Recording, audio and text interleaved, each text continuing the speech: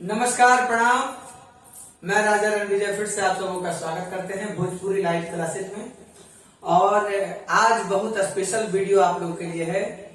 और अभी तक मैंने हारमोनियम पे बहुत सारे वीडियो का ट्यूटोरियल बनाया। आज मैं आप लोगों के बीच एक बहुत ही प्यारा सा सॉन्ग कुमारे में गंगा नहिले बने, ये सॉन्ग को मैं आज कीबोर्ड पे सुनाने वाला हूँ, बजाने वाला हूँ। तो प्लीज अगर मेरे चैनल पे आप लोग नए हैं तो मेरे चैनल को सब्सक्राइब कर दें और मेरे वीडियो को लाइक कर दें। और इसी तरह से मैं एक से एक नए वीडियो के साथ मिलूंगा। तो आइए आज का वीडियो मैं शुरुआत करता हूँ अपने कीबोर्ड के साथ। आइए शुरुआत करते हैं।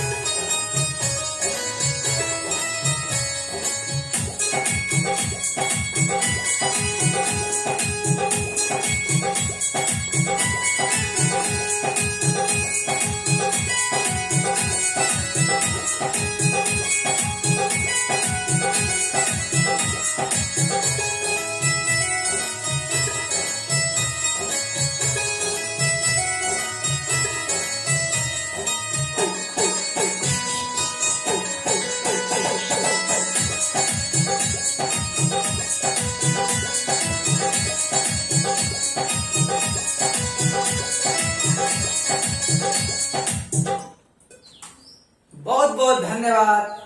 आप लोगों को कैसा लगा ये वीडियो प्लीज आप लोग जरूर बताएं मुझे कमेंट बॉक्स में।